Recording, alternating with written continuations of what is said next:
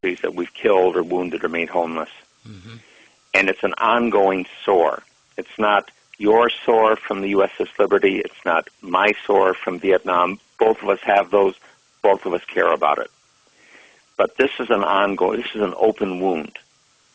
And what Americans need to understand is they did it. Mm-hmm. They did it. And if they do understand that, Israel's going to disappear. Israel will flat-ass disappear from this earth. If I sent a film to one of my colleagues, and it basically had Americans grieving over their dead coming back. Mm-hmm. And I showed one of them. It was a woman just wrenched by grief, over her dead soldier. Mm-hmm. And I said, if Americans ever know that Israel did this, they're going to scrub them off the earth, and they're not going to give a rat's ass, forgive my language, what the cost is. They are not going to care. They will do it. Alan, they should. Alan, your article and your heart and your testimony and what you believe in is heart-wrenching to me. It is like our founding fathers in their shadows talking and saying, we have to fix this. We have to make our own way, and we have to do it now or we will go down. Exactly. And absolutely, Phil. I agree fully. Your article needs to be shipped off to the Library of Congress immediately. Well, I can tell you it's being read by some people in headquarters Marine Corps and at the Army War College. I sent it off to them this past week, and I've had some long discussions with people up there, and there are some really, really unhappy people. What are they saying? If you can talk about that, Dr. Zborowski, what I'm curious. Astonishment. Okay. The first thing, Mark, is astonishment. They didn't know. They truly didn't know, and these are not unintelligent people. They really didn't know. And the next statement is rage. Mm-hmm. Real rage. And the Zionists are playing this as truly an all or nothing exercise. Mm-hmm. Because if they lose this one, that's it. If the American people ever realize what's happened, mm-hmm. they're done. That's it. And I will tell you frankly, I don't think either one of you has any Jewish ancestry. I do. I have one grandparent who's Jewish. As Phil Weiss from Mondo Weiss and I were talking about it, he's a Jewish guy who puts a lot of critical stuff out there on Israel. Mm-hmm. And I said, for the Orthodox rabbinate, I'm not a Jew. Mm-hmm. For the Nazis, I've been there. Right. And if this explodes, I'm going to go down with the rest of them. Right. And I know this. I flat out know this. Mm-hmm. But if that was the price for making America whole again, mm-hmm.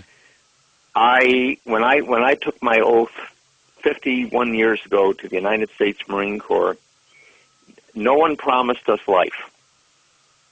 No one did. Mm-hmm. They promised us duty and loyalty and service and maybe death. Mm-hmm. And that's how they talked to us in 1959. I don't think they talk to them that way anymore. But in 1959 they did. And if my death were a requirement mm-hmm. for the saving of America, well, hell, I could have died in Vietnam. Right. It's my service, my country, my Corps. And Phil, it's like you in the Navy. We signed on to this, and we love our service, and none of us wishes to die. I mean, certainly I don't.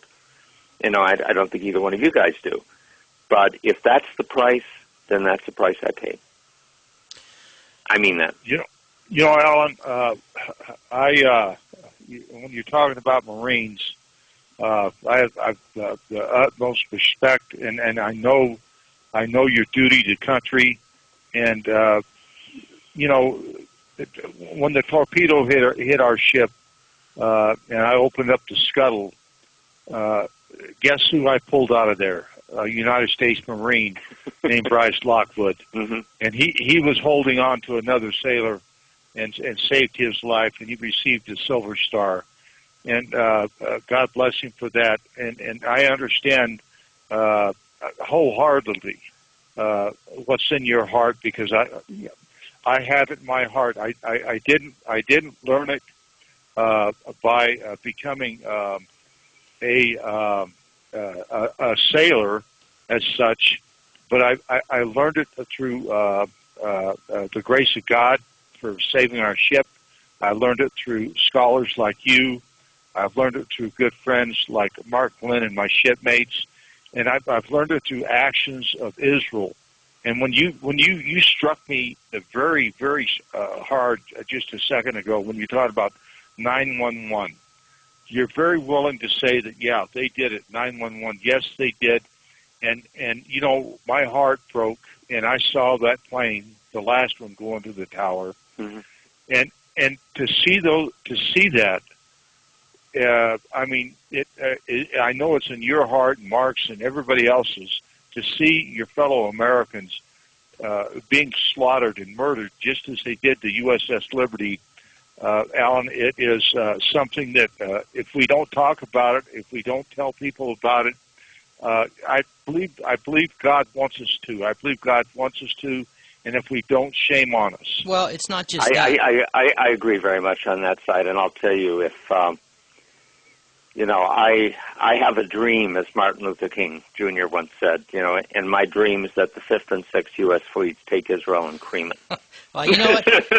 Just for the record, and that's the end of it. Just for the record, absolutely. Just for the record, Dr. Sprosky, it was about 3 years ago, and I can remember distinctly. I was on a radio program, and this was in the run-up to the reunion that the Liberty guys were going to be having in D.C.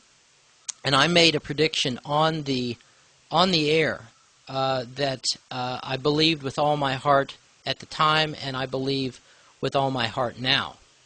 But someday, some way, I don't know exactly how it's going to happen. I have my suspicions, but someday and some way, maybe a lot sooner than any of us realize, the United States is going to find herself at war with Israel, and I mean a real live shooting war.